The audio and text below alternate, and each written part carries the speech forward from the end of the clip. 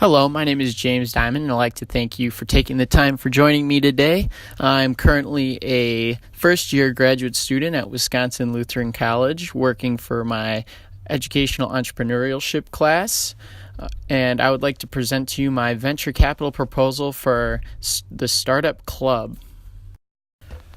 So, what is Startup? Well, Startup is three things in one. It's part club, it's part education program, and it's part investment opportunity for the students. So, as a club, what does that mean? Well, like most high school clubs, Startup has a membership fee. This membership fee will start off between $25 and $35, depending on the school district and funding that Startup is able to attain within its first year. This club will operate as an after-school program for low-income school districts within the city of Milwaukee. As members of this club, students will have the ability to network with local business professionals, develop their own ideas, and engage with each other in dialogue about potential community outreach efforts. A key component to the club will be to generate excitement within the student body to join. This club is looking for students within the school who are looking to exemplify the core values of Startup. These core values are creativity, giving, passion, strategy, and the goal of becoming a lifelong learner, all within the context of studying business. As for the educational component, students will be taught a curriculum created by a group of venture capitalists who are partnered with the Startup Club. While as a club, there will be fun and engaging components, this will also serve as a way for students to become more familiar with what it takes to be a successful business leader and also what it takes to secure an investment from a venture capitalist. As stated earlier, the curriculum is written by venture capitalists who are partnered with Startup. So if students learn from the curriculum appropriately, they should be able to secure an investment by the end of the year with ideas that they've worked out on throughout their time as part of the club. The hope is that even if a student is unable to secure a financial investment by the end of their time at high school and the end of their time at Startup, they have at least developed a passion for learning and a passion for business education. This should increase the amount of students who go on to continue their education on the college level. As for the investment opportunities, this is the most interesting, critical, and unique component of Startup compared to other business clubs and business curriculums. At the end of each school year, students will have the opportunity to compete for an investment based off their own business ideas that they've developed throughout their time at Startup. The format will be similar to that seen on Shark Tank, where there will be a room of several investors, these investors, of course, being the ones who have written the curriculum for the course, and the student, there to present their business idea. Startup itself is a non-profit organization and acts more as a platform for the investor-investee relationship and not so much the investor itself. However, when a student secures an investment with a venture capitalist through Startup, Startup will receive a 5% equity stake in the student's business. This stake in the company will allow for Startup to generate revenue and eventually offer membership-free admittance to the club. In addition to this, the venture capitalists themselves are able to take a part of equity from the students' companies. So, what are some of the things that make Startup unique as compared to other clubs and educational programs out there? Well, as stated before, there's investment opportunities here for the students themselves. This means Startup essentially puts their money where their mouth is in terms of business education. Four other components that make Startup unique is it's a non-for-profit organization. The non-for-profit label allows Startup to enter the high school setting a lot easier than a for-profit institution. This is because educators are often wary of the for-profit format, as is with the controversy of charter schools.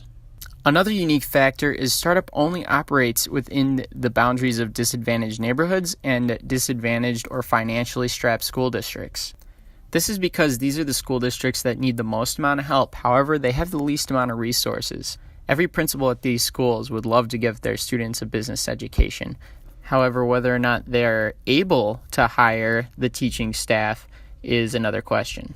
This ties into the next unique factor involved with startup, and that is requiring socially responsible venture capitalist partners for the program.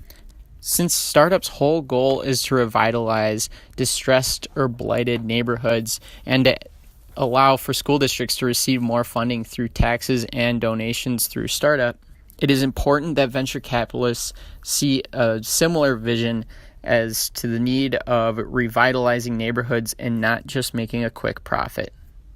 Going back to the quality of putting our money where our mouth is, an interesting component to this as an educational program is startup can only grow if the education that it is providing for its students is successful. This is because venture capitalists will not want to invest in students who are uneducated in business or the way business works. If venture capitalists do not invest in these students' ideas, the students will not create businesses. If they don't create businesses, startup cannot collect the equity. And if they can't collect the equity, then startup will ultimately fail because it would become financially insolvent. This puts an extra emphasis on making sure that startup is not only a cool idea, but an idea that actually works. So, what will it take for startup to be successful? If you draw your eyes to the 3-year P&L, you'll see that startup does not start to turn a profit until year 3. Startup will primarily operate on a loss in its first 2 years due to spending costs in terms of labor and the fact that its membership will still be growing within school districts within the city. Looking into year 1, we can see that membership fees will be $2,000 worth of revenue, while donations will be $4,000 worth of revenue. The $2,000 worth of membership fee revenue will come from startup operating its first chapter in a large school in the city of Milwaukee, and every student paying $35 a head. On top of that, students are expected to fundraise at least twice the amount that they paid in their membership fee. The money that's fundraised through donations will be used primarily to cover stipend and facility rental fees for the venture capitalists when they come in for the pitch day. Talking about expenses, I'd like to draw your eyes down to the expense sheet of year 1, 2, and 3 and talk about how expenses will increase. However, they will not be increasing at the same rate as our revenue will be increasing. Importantly, employment costs will stay relatively low.